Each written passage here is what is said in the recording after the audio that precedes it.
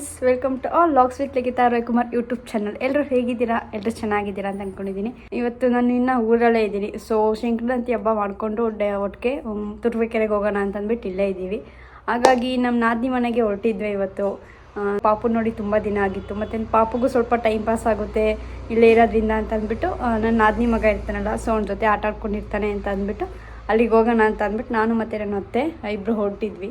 So ಹಾಗಾಗಿ ಅಲ್ಲಿ ಹೇಗಿದೆ ಏನು ಅಂತ ನಿಮ್ಮ ಜೊತೆ ಶೇರ್ ಮಾಡ್ಕೊಳ್ಳೋಣ ಅಂತ ಅನ್ನಿಸ್ತು. ಸೊ ಅದಕ್ಕೋಸ್ಕರ ಈ ವಿಡಿಯೋನ ಸ್ಟಾರ್ಟ್ ಮಾಡಿದ್ದೀನಿ. ಮತ್ತು ಯಾರು ಇನ್ನೂ ಹೊಸದಾಗಿ ನನ್ನ ಚಾನಲ್ ನೋಡ್ತಾ ಇದ್ದಾರೆ ಆದಷ್ಟು ಬೇಗ ಸಬ್ಸ್ಕ್ರೈಬ್ ಮಾಡಿ, ಪಕ್ಕದಲ್ಲೇ ಕಾಣಿಸೋ ಬೆಲ್ಲೈಕನ್ ಬಟನ್ನ ಕ್ಲಿಕ್ ಮಾಡಿ. ಈ ವಿಡಿಯೋನ ಟಿಲ್ ಎಂಡ್ ತನಕ ನೋಡಿ, ಮಿಸ್ ಮಾಡಬೇಡಿ ಅಂತ ಹೇಳ್ತಾ ಇದ್ದೀನಿ. ಸೊ ಪಾಪು ಮಲಗಿದ್ದಾನೆ, ಅವ್ನು ಎದ್ಮೇಲೆ ರೆಡಿ ಮಾಡಿಕೊಂಡು ಕರ್ಕೊಂಡು ಹೋಗ್ಬಿಟ್ಟು ಬರಬೇಕು. ತುಂಬ ದಿನ ಆಯಿತು ಆಲ್ರೆಡಿ ಹೋಗ್ಬಿಟ್ಟು ಬಂದು. ಸೊ ಹಾಗಾಗಿ ಅವರು ಕರಿತಾ ಇದ್ರು ಬನ್ನಿ ಅಂತ ಅಂದ್ಬಿಟ್ಟು.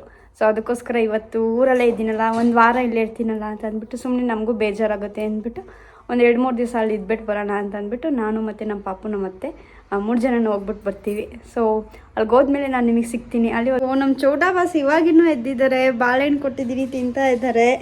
ಎಲ್ಲಿ ಹೋಗ್ತೀರಮ್ಮ? ಅತ್ತೆ ಮನೆಗೆ ಹೋಗ್ತೀಯ ನೀನು? ಮಲಗಿದ್ದ ಪಾಪ, ನಾವು ಬಸ್ ಬಂದ್ಬಿಡುತ್ತೆ ಅಂತಂದ್ಬಿಟ್ಟು ಎದೊಳಿಸ್ಕೊಂಡು ರೆಡಿ ಮಾಡಿದ್ದೀನಿ. ಸೊ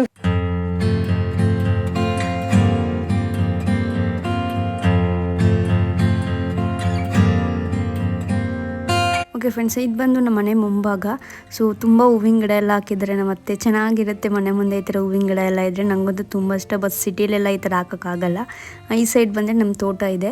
ಸೊ ನಮ್ಮದು ಹಸು ಎಲ್ಲ ಏನಿಲ್ಲ ಫ್ರೆಂಡ್ಸ್. ಯಾರೋ ಬೇರೆಯವ್ರಿಗೂ ಹುಲ್ಲಿದೆಯಲ್ಲ ಮೇಯಿಸ್ಲಿ ಅಂತ ಅಂದ್ಬಿಟ್ಟು ನಾವು ಹೇಳಿದ್ವಿ. ಸೊ ಅದಕ್ಕೋಸ್ಕರ ಅವ್ರು ತಗೊಬಂದು ಕಟ್ಟಾಕ್ಬಿಟ್ಟು ಹೋಗಿದ್ದಾರೆ. ಒಂಥರ ತೋಟದ ಮಧ್ಯೆ ಮನೆ ಇದ್ದರೆ ತುಂಬ ಕೂಲಾಗಿರುತ್ತೆ, ಒಳಗಡೆ ಪ್ರಶಾಂತವಾಗಿರುತ್ತೆ ಅಂತ ಹೇಳ್ಬೋದು. ಮೈಂಡ್ ಫ್ರೆಶ್ ಆಗಿರುತ್ತೆ. ಸೊ ಬಸ್ ಸ್ಟ್ಯಾಂಡ್ ನಮಗೆ ಇಲ್ಲೇ ವಾಕಬಲ್ ಡಿಸ್ಟೆನ್ಸ್ ಇತ್ತು. ಸೊ ಅದಕ್ಕೋಸ್ಕರ ನಡ್ಕೊಂಡು ಹೋಗ್ತಾ ಇದ್ವಿ. ನಮ್ಮ ಊರಿಂದ ನಮ್ಮ ನಾದಿನಿ ಊರಿಗೆ ಒಂದು 6 ಕಿಲೋಮೀಟರ್ಸ್ ಆಗುತ್ತೆ. ನಮ್ಮೂರು ಬಂದು ದೊಡ್ಡ ಗೊಲ್ಲಹಳ್ಳಿ ಅಂತ ಹೇಳಿ ಹೆಬ್ಬೂರ ಹತ್ರ. ಸೊ ಅವ್ರ ಊರಿಗೆ ನಾವು 2 ಬಸ್ ಇದೆ ಕ್ಯಾಚ್ ಮಾಡೋಕ್ಕೆ. ಸೊ ಡೈರೆಕ್ಟ್ ಬಸ್ ಇರಲಿಲ್ಲ. ಹಾಗಾಗಿ ಕಣ್ಕುಪ್ಪೆ ಅಂತ ಒಂದು ಊರ ಹತ್ರ ಇಳ್ಕೊಂಡ್ಬಿಟ್ಟು ನೆಕ್ಸ್ಟು ಇನ್ನೊಂದು 3 ಕಿಲೋಮೀಟ್ರ್ ಬೇರೆ ಬಸ್ಸಲ್ಲಿ ಹೋಗ್ಬೇಕಿತ್ತು. ಸೊ ಅದಕ್ಕೋಸ್ಕರ ಬಸ್ ಸ್ಟ್ಯಾಂಡ್ಗೆ ಅಂತ ನಡ್ಕೊಂಡು ಹೋಗ್ತಾ ಇದ್ವಿ ನಾನು ಮತ್ತು ನಮ್ಮತ್ತೆ. ತುಂಬ ಬಿಸಿಲಿತ್ತು. ಸೊ ನೆಕ್ಸ್ಟ್ ಆಟೋ ಬಂತು, ಆಟೋದಲ್ಲಿ ಹೋದ್ವಿ ನಮ್ಮ ನಾದಿನಿ ಮನೆಗೆ. ಹೋಗಿ ಒಂದು ಸ್ವಲ್ಪ ಹೊತ್ತು ಕೂತಿದ್ವಿ. ಸೊ ಅವರ ಅಷ್ಟರಲ್ಲಿ ನಾಟಿ ಕೋಳಿ, ತುಂಬ ಕೋಳಿ ಸಾಕಿದ್ರು.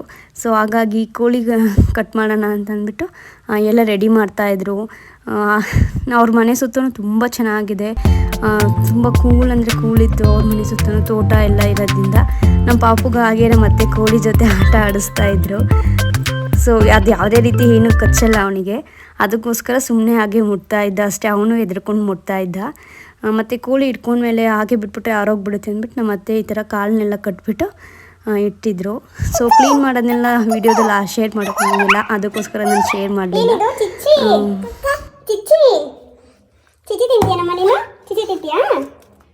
ಸೊ ನಮ್ಮ ಅತ್ತೆನೇ ಎಲ್ಲ ನೀಟಾಗಿ ಕ್ಲೀನ್ ಮಾಡಿದ್ರು. ನಮ್ಮ ಪಾಪುಗೆ ಅಂತ ಒಂದು ಲೆಗ್ ಪೀಸ್ ಕೂಡ ಕಟ್ ಮಾಡ್ತಾಯಿದ್ರು.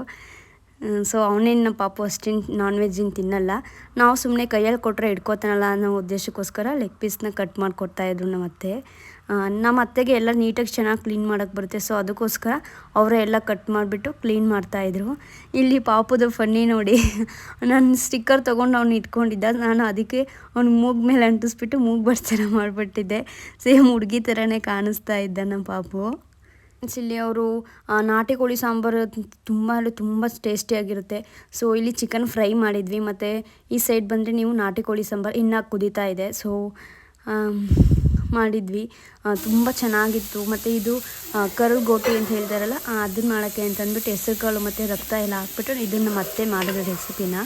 ಸೊ ನನಗೆ ಅದ್ರ ಬಗ್ಗೆ ಅಷ್ಟು ಗೊತ್ತಿಲ್ಲ. ಮತ್ತು ಮಕ್ಕಳಿಗೆ ಅಂತಂದ್ಬಿಟ್ಟು ನನ್ನ ನಾದಿನಿ ಮಗನಿಗೆ, ನನ್ನ ಪಾಪುಗೆ ತಿನ್ನೋಕ್ಕೆ ತುಂಬ ಇಷ್ಟ ಅಂತಂದ್ಬಿಟ್ಟು ನಾನು ತವಾ ಮೇಲೆ ಚಿಕನ್ ಫ್ರೈ ಮಾಡಿಕೊಟ್ಟಿದ್ದೆ. ಸೊ ಇದು ಸ್ವಲ್ಪ ಖಾರ ಎಲ್ಲ ಏನಿರಲ್ಲ, ಹಾಗಾಗಿ ಮಕ್ಕಳಿಗೆ ತಿನ್ನೋಕ್ಕೆ ತುಂಬ ಚೆನ್ನಾಗಿರುತ್ತೆ ಅಂದ್ಬಿಟ್ಟು ಮಾಡಿಕೊಟ್ಟಿದ್ದೆ.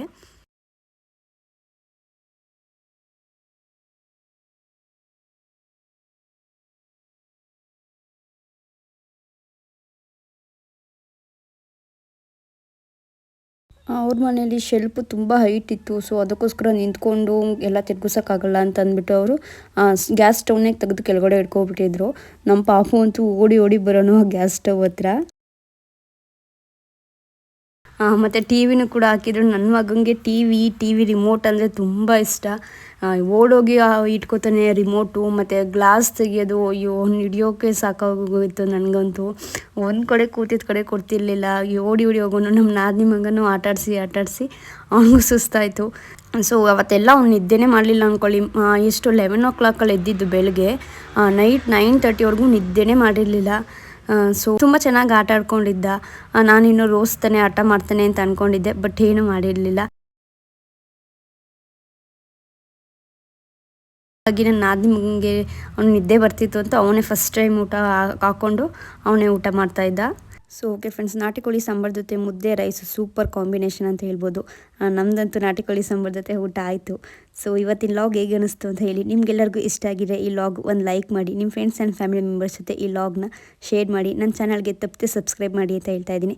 ನಾನು ನಿಮಗೆ ನೆಕ್ಸ್ಟ್ ಲಾಗಲ್ಲಿ ಸಿಗ್ತೀನಿ. ನೆಕ್ಸ್ಟ್ ಲಾಗ್ ಅಂದರೆ ಸಂಕ್ರಾಂತಿ ಹಬ್ಬ. ಸೊ ನಮ್ಮನೇಲಿ ಹೇಗೆ ಮಾಡ್ತೀವಿ ಸಂಕ್ರಾಂತಿ ಹಬ್ಬ ಅನ್ನೋದ್ರ ಬಗ್ಗೆ ಹೇಳ್ತೀನಿ. ಸೊ ಅಲ್ಲಿವರೆಗೂ ನಿಮಗೆಲ್ಲರಿಗೂ take care, bye, see you.